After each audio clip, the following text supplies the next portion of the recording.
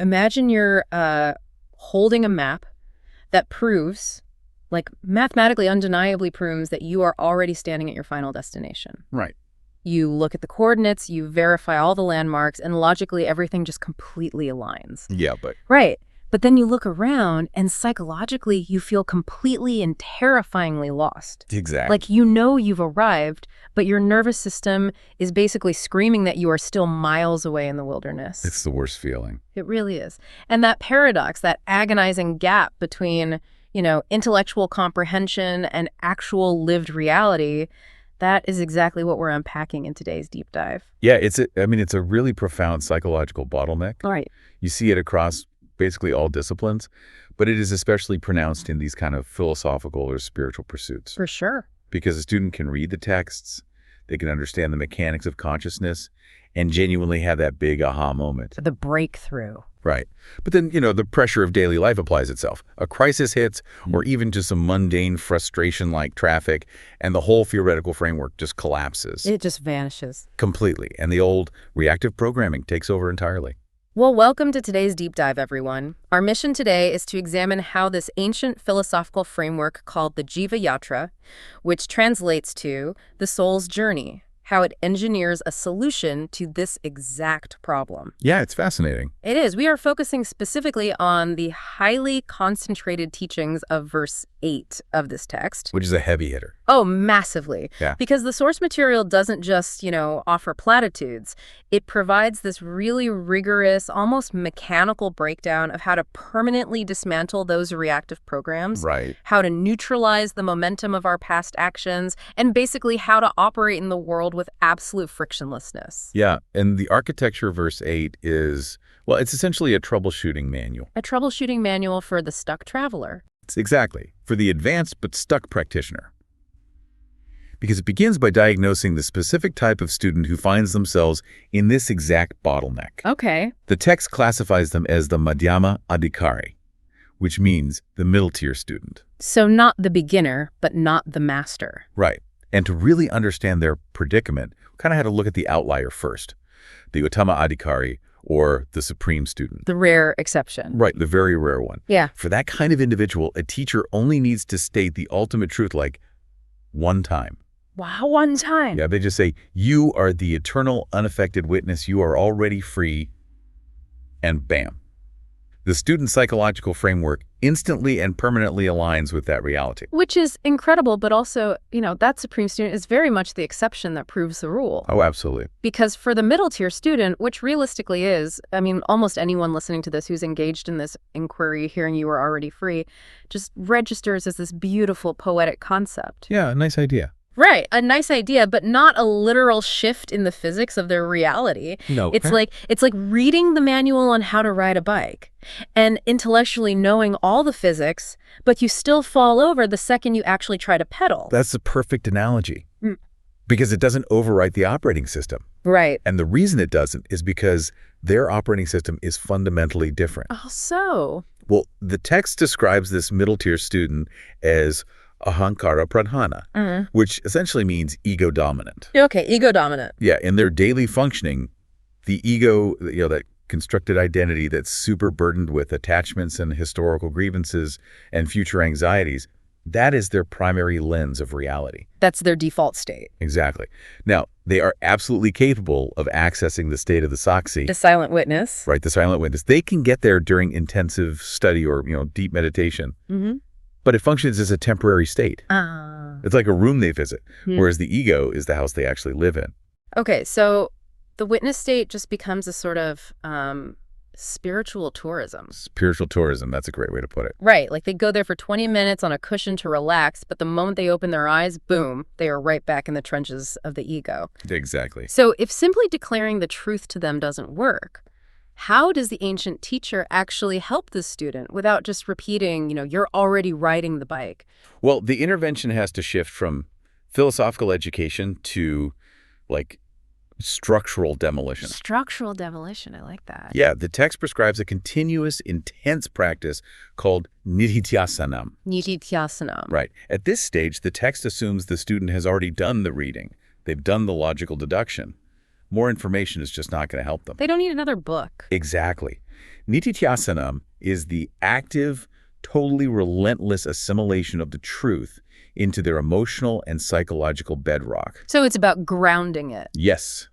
It is designed to aggressively lighten the density of that dominant ego, so that the witness state can finally transition from being just a temporary visit to a permanent residence.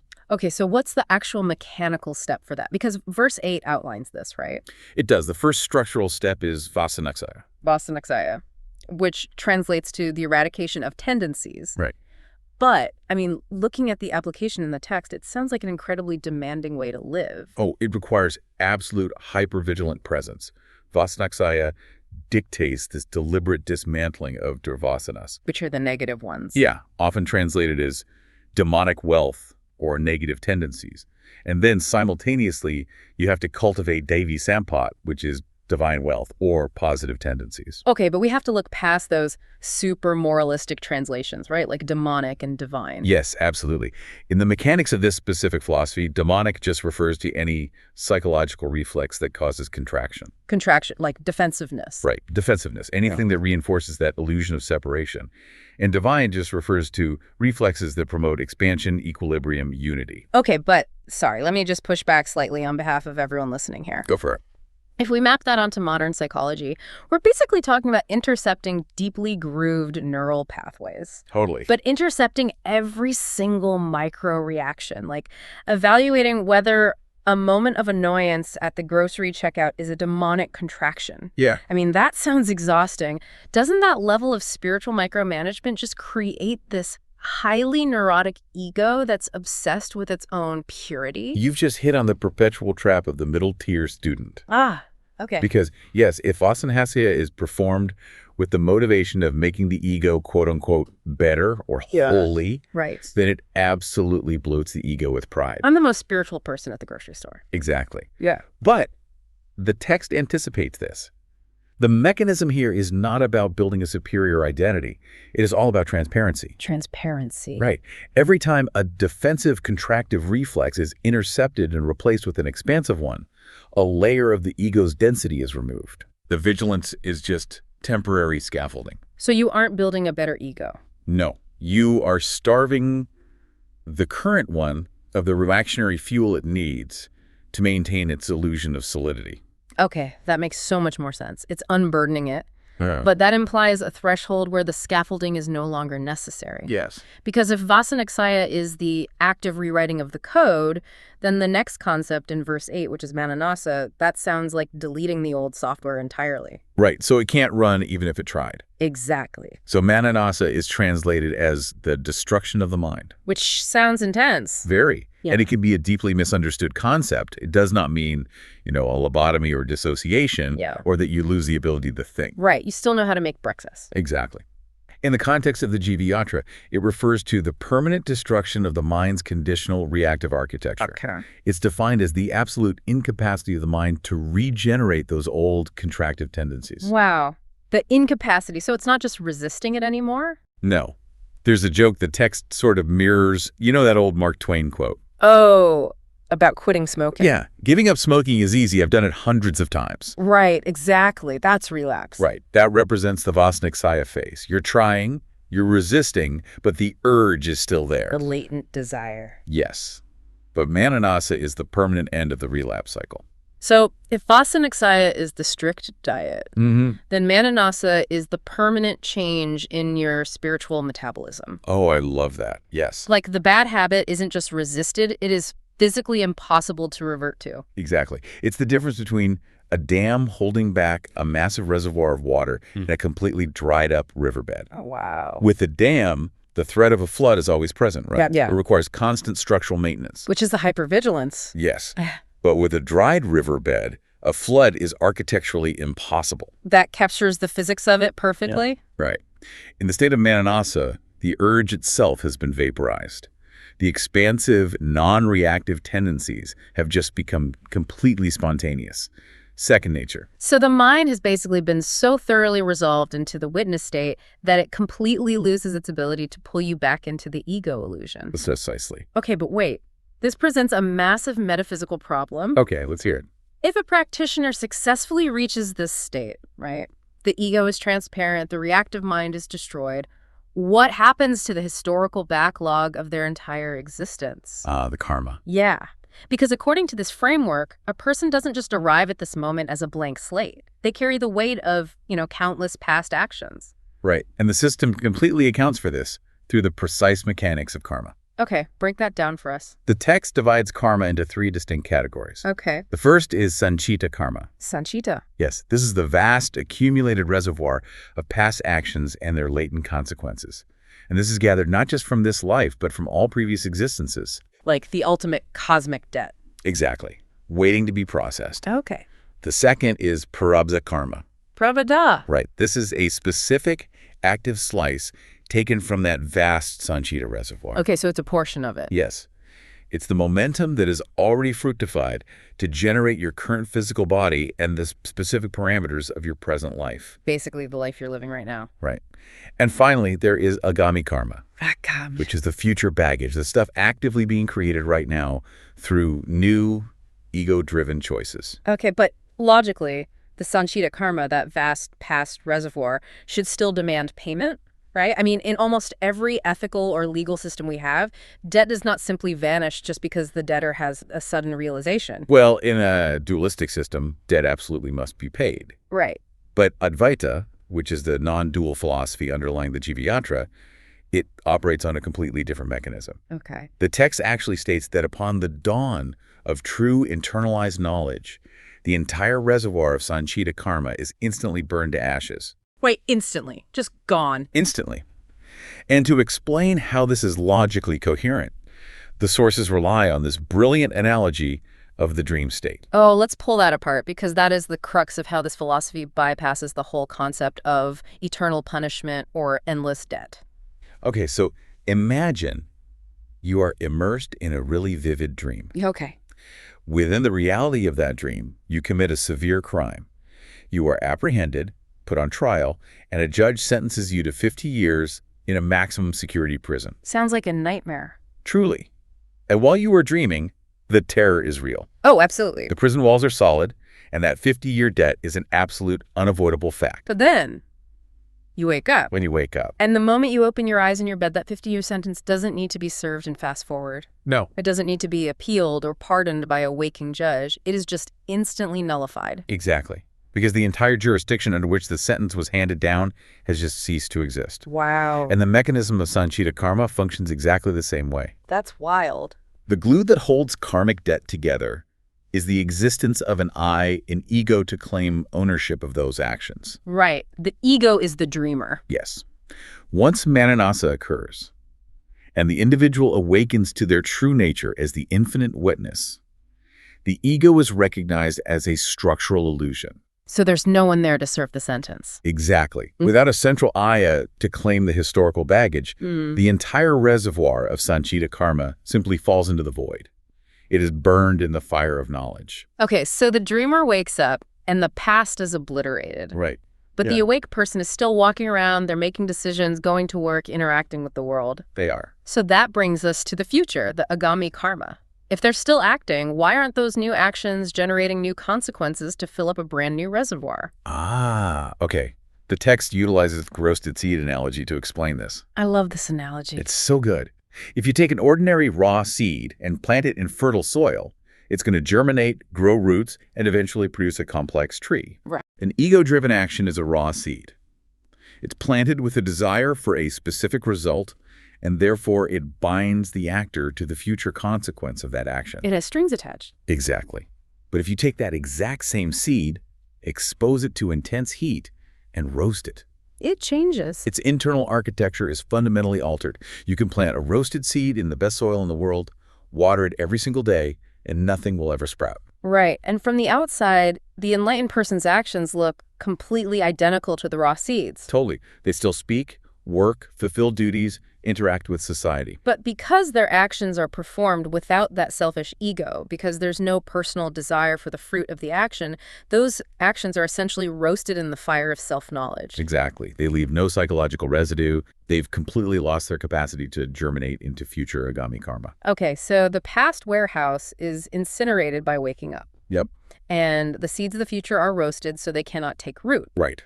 That isolates the individual entirely in the present moment. Absolutely. But we are still left with the prarabdha karma, We are. the specific momentum that generated their current physical body. If the ego is an illusion and the mind's reactive architecture is destroyed, why doesn't the physical body simply, I don't know, disintegrate the moment enlightenment occurs? Because prarabdha karma is analogous to an arrow that has already left the bow. Even if the archer drops the bow and walks away, the arrow is in flight. It has physical momentum. Exactly. And it must exhaust that momentum before it falls to the ground. Yeah. The physical body and its current trajectory were set in motion before the realization occurred. So you still have to ride out the wave. Yes. And this introduces one of the most sophisticated concepts in the text, which is jiva mukti. Liberation while living, Right. which is a massive departure from traditions that insist ultimate freedom is only possible after physical death. It really is. This framework suggests you can be absolutely liberated while still navigating the friction of a biological existence. Yeah, and the text uses the metaphor of an oil lamp to explain this coexistence. Okay. The physical body is the flame, and the prarabdha karma is the oil. Got it. Even after the past and future karma are neutralized, that specific measure of oil remains in the bowl. It still has to burn off. Right. The flame will continue to burn until the oil is naturally exhausted. During this phase, the enlightened ego survives, but it survives in a highly altered state. Right, the sources compare it to a burnt piece of string. Yes. Which is such a brilliant visual. It is, because a burnt string retains the visual weave and shape of a string. Right. If you look at it resting on a table, it appears entirely normal. But the moment you attempt to actually use it to tie a knot, It just crumbles into ash. it has zero binding power. Exactly. And the enlightened person operating in jiva mukti possesses a burnt string ego. Wow. They have a name, a personality, memories. They experience the physical world completely. If the trajectory of their prarabdha karma dictates that they experience illness, they experience the physical sensation of pain. If they lose wealth, they experience the practical reality of that loss. So the vital distinction here for everyone listening is the gap between pain and suffering. Exactly. They register the physical or circumstantial impact, but because the reactive mind, that mananasa we discussed, is destroyed, there is no psychological proliferation. Yes, they don't generate the narrative of, why is this happening to me? Or how do I escape this? They are simply witnessing the momentum of past choices exhaust itself. They are surfing the wave of their own biological and circumstantial momentum with absolute equilibrium. Incredible. There is no resistance. And because there is no resistance, there is zero psychological friction. So they live out the remainder of their days as a pure conduit for existence. Exactly. Acting out of compassion or duty, completely undisturbed by the fluctuations of the world. All right, well, that brings us to the final inevitable threshold. The end of the line. Yeah.